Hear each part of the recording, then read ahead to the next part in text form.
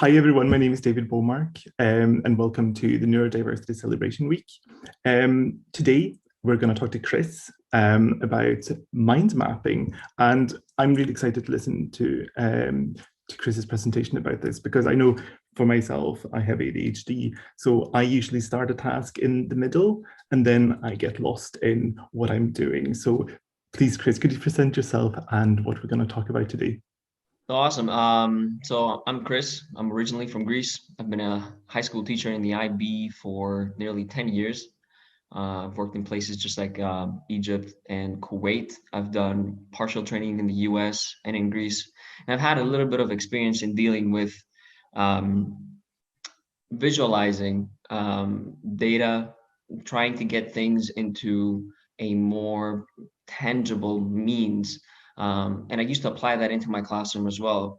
From a positional perspective, in no way, shape, or form do I have an extensive experience in visual methods, but from a professional standpoint, and as a teacher, I always like to make things very visual and very open for my students because I almost always felt that when you have pictures in front of you, that somehow aids in communicating and at the same time understanding complex ideas that a lot of times may become chaotic. So I think the purpose of today's, approach will be to see a way with which we can use personal maps, which are a mind map derivative, used in different ways. We're going to look at the general ways or the most common ways in which personal maps and mind maps have been used.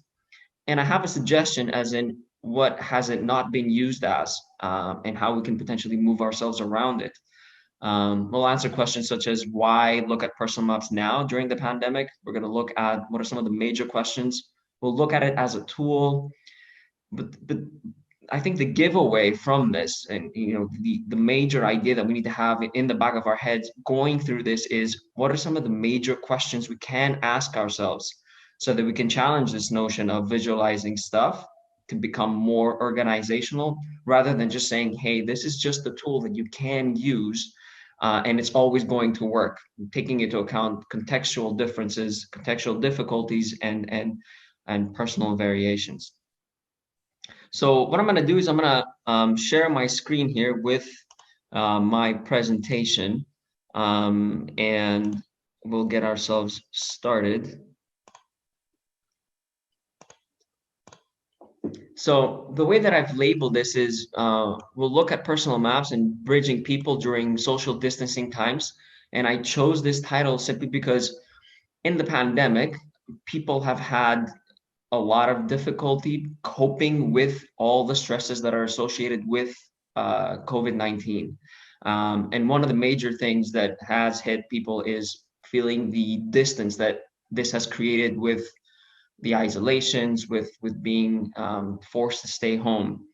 And we want to look at personal maps as a way where we can bridge that gap, as in a way where we can close that mental distance that the pandemic has created. Normally, if we were to have this discussion, we'd all be in a room. I'd be giving my presentation. We'd all be in a huge hall or huge room where we could have a conversation during, before, after, and mingle outside of this. When in reality, this is not really possible within Zoom, but there are ways where we can mold this to become a little bit more tangible. So let's look at a little bit on what are mind maps and how they've been used. Mostly, when you think of a mind map, you think of this very abstract way in which we can record our ideas and visualize them. Most of the times, from a professional standpoint, whenever I brought mind maps into the classroom, students almost always thought of it as a brainstorming tool, a means in which we can put a central idea down and draw out branches of either sub ideas in which you can kind of create or categories of what it is that you're looking for. We've looked at it as a self-assessment tool in a classroom where if you want to look at what do students know on a particular perspective or a general idea or a topic or a subject, you say, all right, let's look at what it is that you know through a mind map. So it can be used as a self-assessment tool. It has been used as a management tool, and I know there's a guy, Eugen Apollo, who uses it in a lot of commercial and let's say a little bit more corporate, in the corporate industry, as a way to get people to come closer when you're creating teams with people that are still new. Initially, they get people, they do their own personal map without writing their name down. They pull all the personal maps within a bucket, and then they randomly hand them out to people to find out who this personal map belongs to. So it can be used as a great ice-breaking tool as well. And it is not necessarily just limited within the corporate world. It can be used within classrooms as well. It can be used within the education world in general to break those barriers, those communication barriers that a lot of times can arise when you're in a room with new people. The one thing that I haven't seen is how and if personal maps, which are a mind map derivative, if they've been used as an organizational tool, a means by which you say, if I'm having trouble organizing my thoughts, or if I'm having trouble finding ways where I can put down my thoughts in a visually pleasing means, can I rely on a personal map?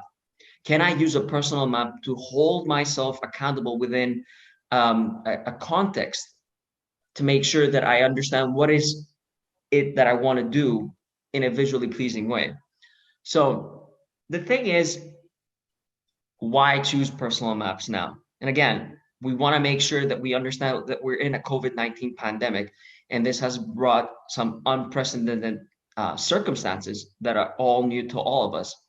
But at the end of the day, we need to make sure that we're looking at quality that can operate within a certain set of restrictions, and that we can be held accountable for our ability to operate within those restrictions as best as possible, without necessarily resorting to the idea of shutting down. And I'm placing shutting down in an italics form because shut down does not necessarily mean let's shut down all shops, but metaphorically shut down mentally as well, from a perspective that we don't feel like we can wiggle around the restrictions that the pandemic has brought forward. So again, it's how well can we move and adapt in these unprecedented times. And personal maps can be a means by which we can express that, and can be a means by which we can come closer as a tool, using it through Zoom. And again, from a visual perspective, whenever somebody thinks of a mind map, we look at the example on the left-hand side where you have a central idea, you start branching ideas out, and you create these little themes or lines. I know that a lot of people that use it from a quantitative side as well, they tend to quantify the distances of the lines that are drawn from the idea, the central idea. In other words, if a line is, let's say, 3 centimeters far away, or another line is 1 centimeter far away from the central idea, there are programs that use this as a means of quantifying the significance of that idea or that sub-idea to the central idea. Whereas a personal map, a lot of times, has a little bit more liberty in terms of the way that you can design this, the colors you can bring in, the topics that you can talk about, and the associations that are between those topics tend to be a little bit more subjective and a little bit more abstract, depending on the person who is drawing that mind map out. How does a personal map work? Very simply, just like any other mind map works. You determine a topic of interest. And what I mean by topic of interest, it doesn't necessarily mean my life. Let me just put out my life on a personal map. It could be anything. It could be your work. It could be your education. It could be yourself as an identity. It could be how you're coping with the pandemic. And that is something that is very hot right now. Coping mechanisms for people within social distancing times has been a very big factor. I know that from a personal standpoint, one of my coping mechanisms in the summer was to go ahead and enroll myself in a bike school, motorbike school, get a license, and buy myself a bike. I know that I almost gave my mother a stroke, but that was a coping mechanism. And if I were to be asked to do a personal map, I'd probably plug that in and visually represent a motorbike with myself on it. You basically create categories of the topics that you want to talk about. And then under each of the categories, you list keywords of what that category means to you. Now, one way where mind maps have been, let's say, a means by which is not preferred to be used is that when you use it as a brainstorming tool or you use that as a means for self-assessment, it tends to become very cluttered and it becomes very intimidating after you're done with the work. In a sense, you draw it out, it looks great when you're doing it, but then when you look at it from a distance, it can rather become very chaotic. And one of the ways where we can fight this is to fight the urge to want to write significant sentences.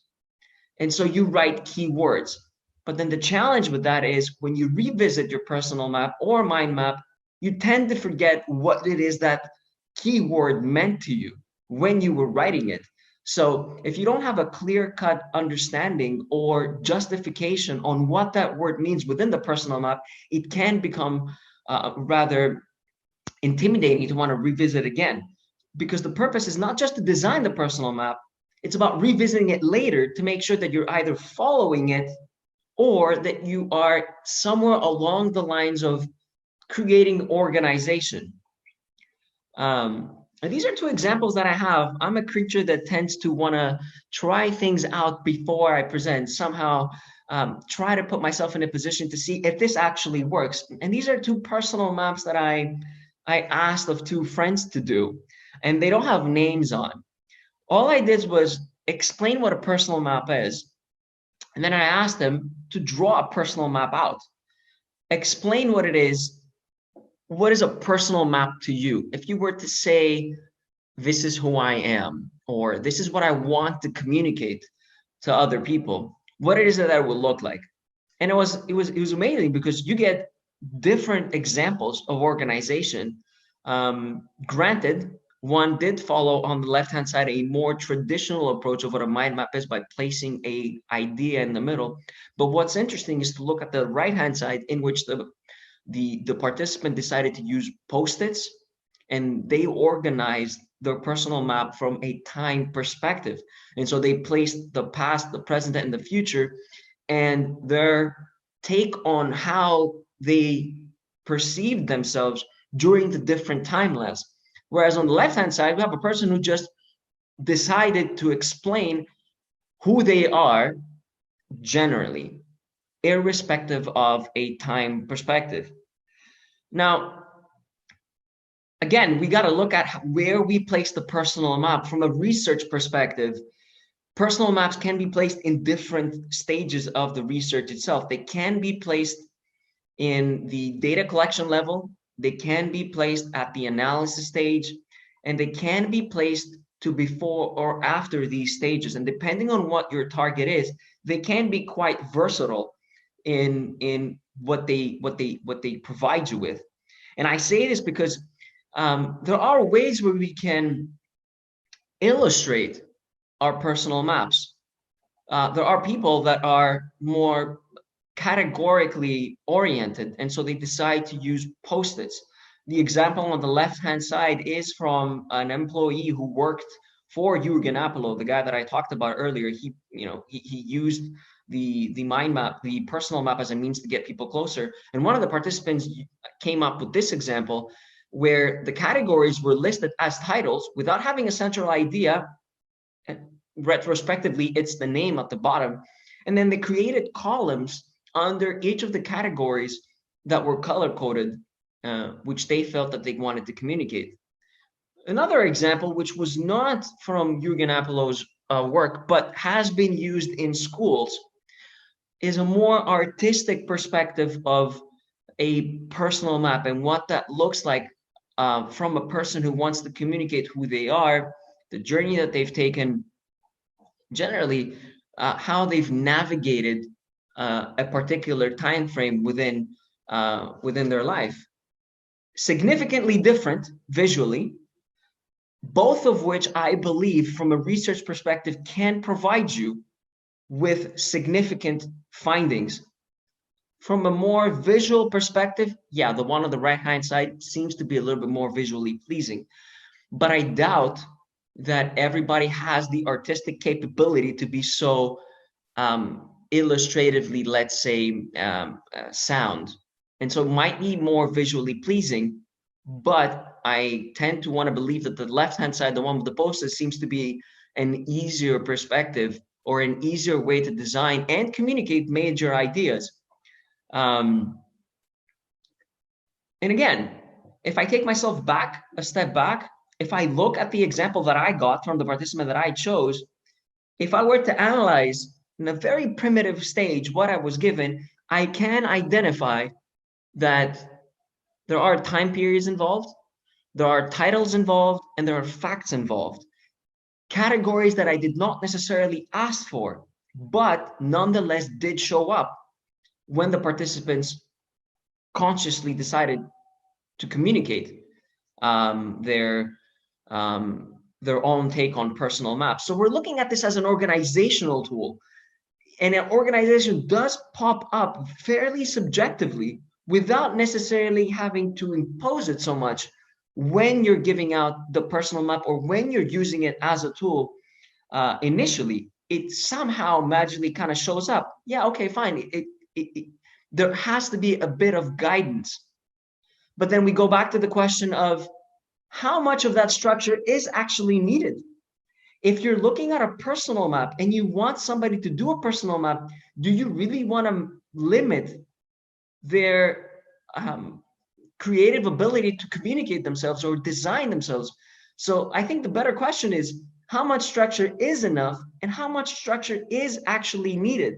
If we're looking at trying to hold people accountable, then yes, structure might be needed.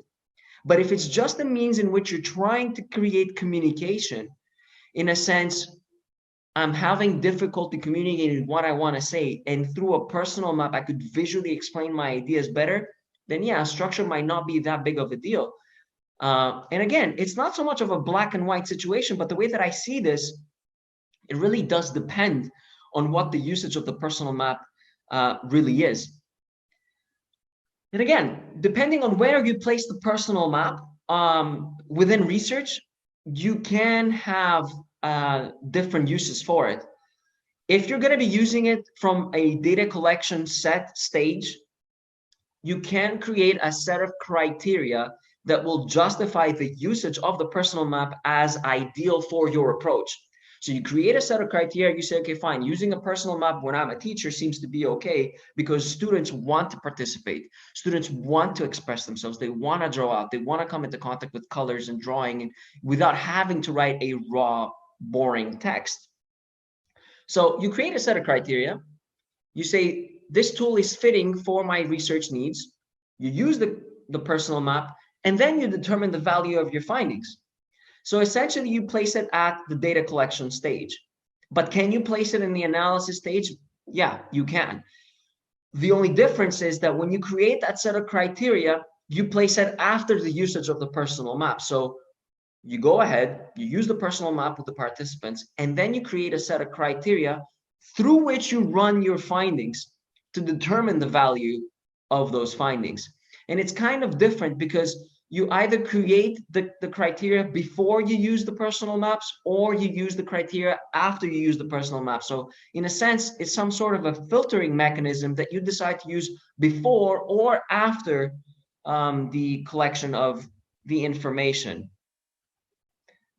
Now, let's be real. From a pragmatic standpoint, theorizing personal maps, just like I'm doing up until this point, is one thing, and pragmatically doing them on the field or in a daily basis is a completely different story. So those two areas are two very separate realms.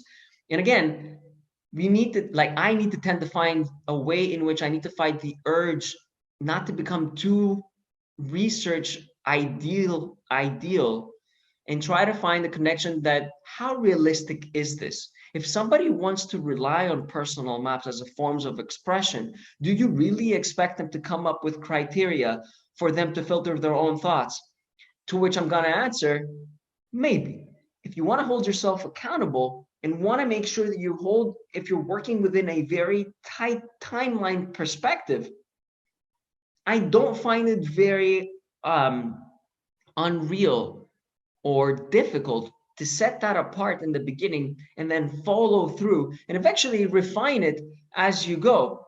So essentially what I'm saying is, initially, when you communicate personal maps, you have some form of an internal monologue.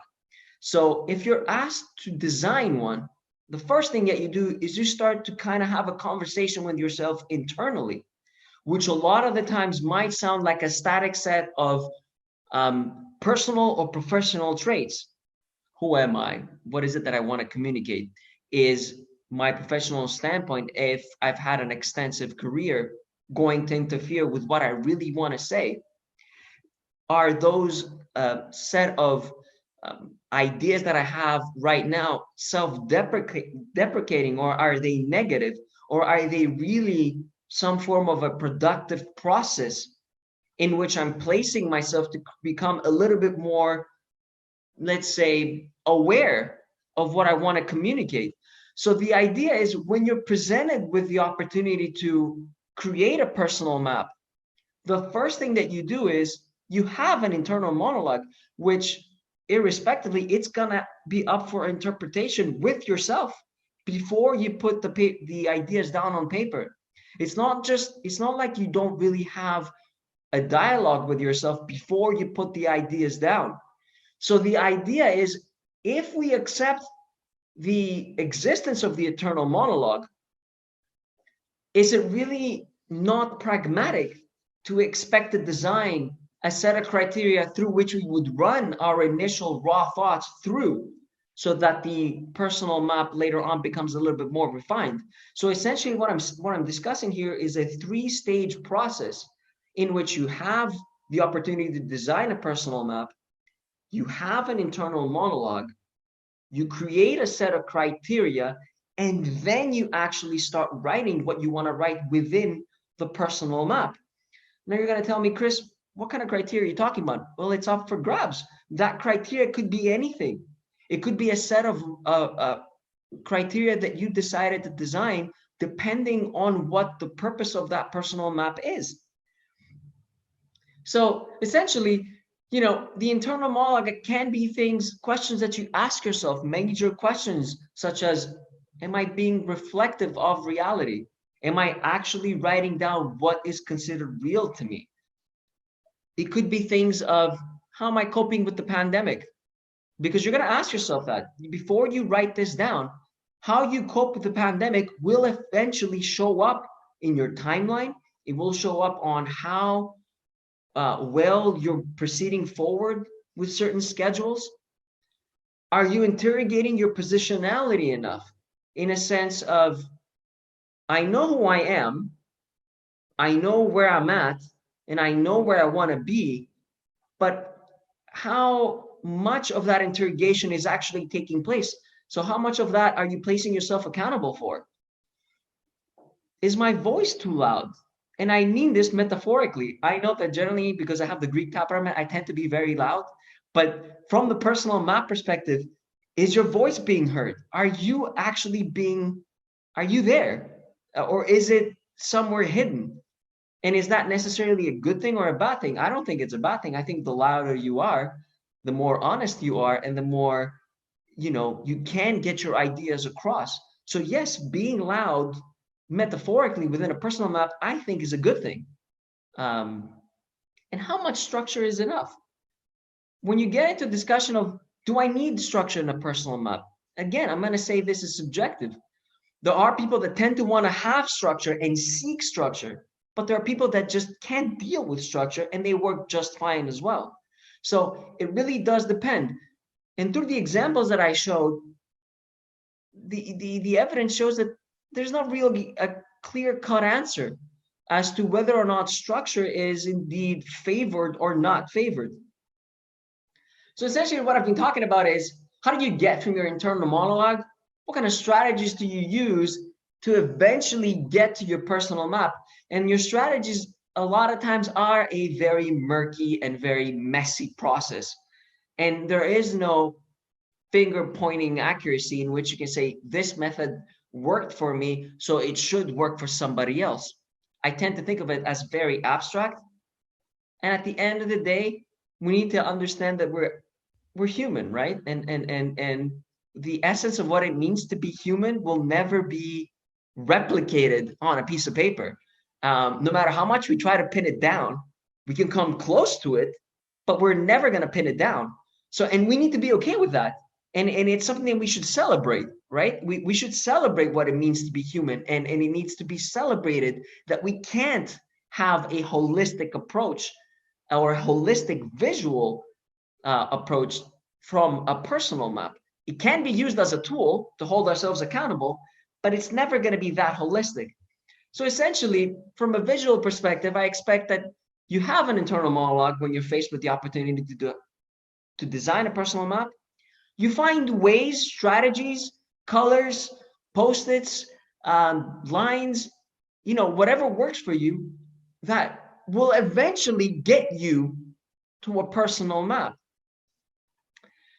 So, and again, you'll notice that I'm going back and forth because I didn't want it to be very linear. I didn't want this thought process to be very linear because it would contradict my perspective on how we view things, on how we discuss things. It never is, I'd say, monodirectional.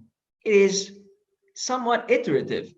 And so this is an example of a criteria that I could have to say, okay, fine, Chris, you've been talking about this, but if somebody asks for structure, how would you provide, or what is an idea that you could provide structure with?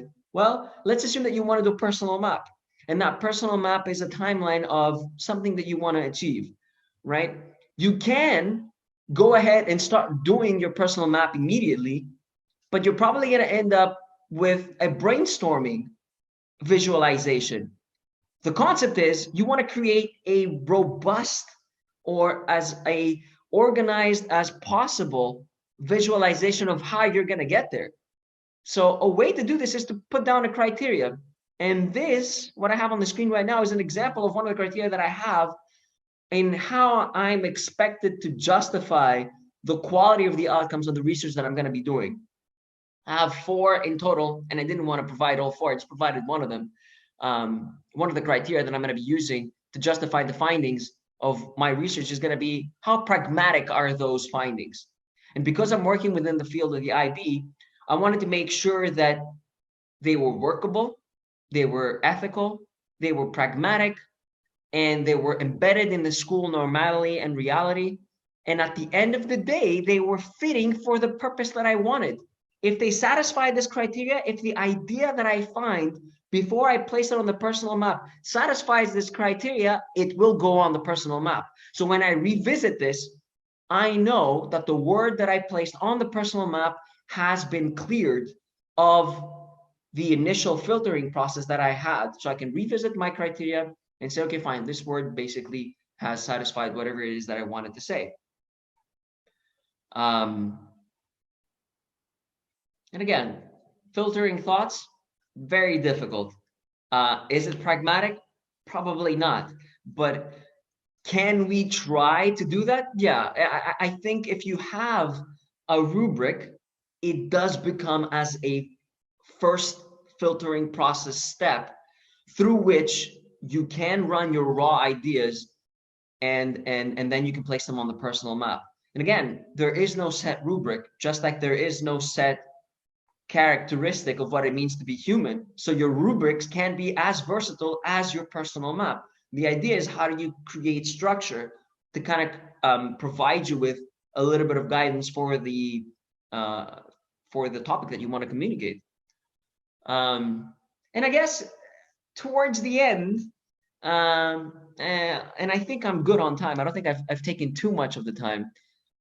Some of the major questions that I want to leave hanging are: how much structure is enough? Taking away personal maps, how much structure is enough? And if structure is actually needed, is up for discussion. Does this fit in special ed? Are personal maps a good tool to get those students that are having difficulty communicating what it is that they understand through a personal map, or what it is that they're going through a personal map? Does that seem to be fitting? Again, a great discussion to have. Do we see personal maps, or do we want to view personal maps as a mediating tool, or do we want to see them as a form of expression? Do we want to see it as something that would potentially put people in a position to come closer, close a potential mental gap that can arise from several situations? A consistent example is this discussion that we're having right now. Or is it a form of expression where anybody could use it to express themselves when it comes to complicated, contextually dependent terms and ideas, irrespective of education level? Can this happen in a school setting? Can this happen in a university level? Can this happen in a corporate level? Can this happen in a social level? And again, all of this goes back to the types of thinking that we're willing to put in, right? I mean, there are automatic ways of thinking. There are intentional types of thinking. There are thinkings that are a little bit more, let's say, gut feeling. And there are intentional thinking that are a little bit more detailed. So I'd like to leave it at that. I'd like to leave it at the end with a few questions that could potentially want us to challenge personal maps and consistently put them at a position where we interrogate them and the usage they have within the education system. And I can also provide a few examples of the resources that I've been using to create my own understanding. These are 3 books that I consistently used and relied on to come up with some of the things that I talked about today. The first one being visualizing tools for learning and creating an environment of learning. It's a great source for flowcharts where you can organize your thoughts from a flowchart perspective. I didn't have the chance to talk about this, but I'd be more than happy to talk about flowcharts in the future if I have the opportunity. The middle book is the one that I was talking about earlier by Jürgen Apollo, where he creates these visualizing opportunities for people to come closer to narrow that mental distance within a corporate setting. And I find this to be very important in the times that we're working now.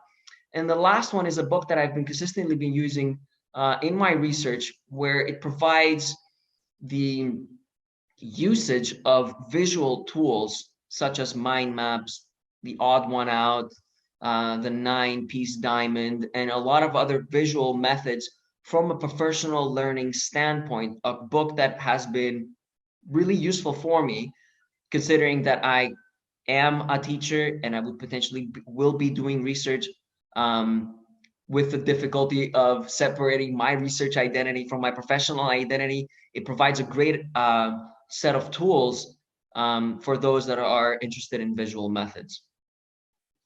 So I think that brings me to the end. Perfect. Thank you so much, Chris, for sharing your PhD topic and what you know about this. I think it's what strikes me is really important. A takeaway from this is that how mechanic a mind map is, really. So I think that everyone knows what a mind map is, but it is just what you showed at the beginning. It's very structured. There are only lines that are possible. But if going towards the personal maps instead, it opens up the possibilities of what you can actually do with it, and you can make it work for you and whatever you want it to work for. So for example, for myself, I can certainly see how a personal map could work for just getting down my thoughts. And when I have a new thought, I could just put it down there and see where it fits, but then also going back to it and see what actually works. So I also see it as an iterative process, but also like finding the ways of how to, what is really important, what do you need in this, set the criteria of what is needed, and also how it can be used for different things depending on who you are and what you want to do with it. So yes, I can see how this could work for my own research, but also if I need coping strategies in life for certain situations, great, I can do a personal map of how should I, what are the steps that I need to follow to get to a better place to handle these situations, or other part like work life as well. Like how do I structure my work, or there are endless possibilities. And I think it's really great that you showed us, sorry, some examples of how other people can do it. Like, it's not linear. It may be like a mind map like structure, Right. but it's not needed. So great, thank you so much for this. Do you have anything else that you would like to, like, how have people used personal maps in other settings? Do you? So I think apart from wanting, I think the difficulty is how do we make personal maps universal and break the barrier of saying when I hear of a personal map, it strictly just becomes an academic tool, right? And we want to make sure that personal maps are not just an academic tool. We want to make sure that personal maps, I would want to believe they're a form of expression, a means by which people can come closer, narrowing mental distances down through visual means. Because whether we like it or not, there are people that can have uh, fluency in the way they can say things, but you'd be surprised. I know I've certainly been surprised over the 10 years in my classrooms how the silent student at the back of the classroom having the opportunity to visually express what they have not been talking about, say 6 months into class, and you're like, this is amazing. So you're tapping into a world in which people can communicate and they can come closer to the more traditional approaches of verbal communication. So I think it's a timeless approach. I would want to think of it as a form of expression. I would want to think of it as a form in which it cannot be really pinned down.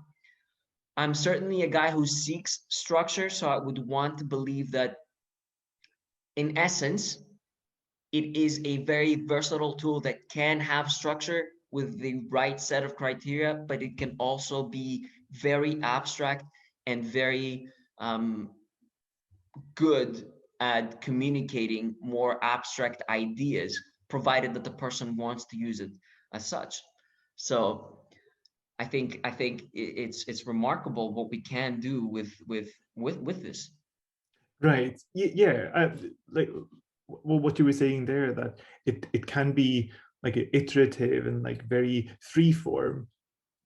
But Exactly. again, like, how do you get to the structure as well? Then I suppose that's where anyone can try this out with that in mind. This is free form, but I also need the structure Exactly. for. And it depends. And it depends because there are people that seek structure and there are people that don't seek structure. And the real conversation is which one do we actually want to go with and if it's actually needed in certain occasions. So if a person is seeking structure, are you going to go ahead and say, do you really need it? And for a person who's not seeking structure, are you going to say, do you really need it? Do you really need structure? So it depends. And it's a difficult question. It's a difficult conversation, but nonetheless, it's pretty exciting. It is.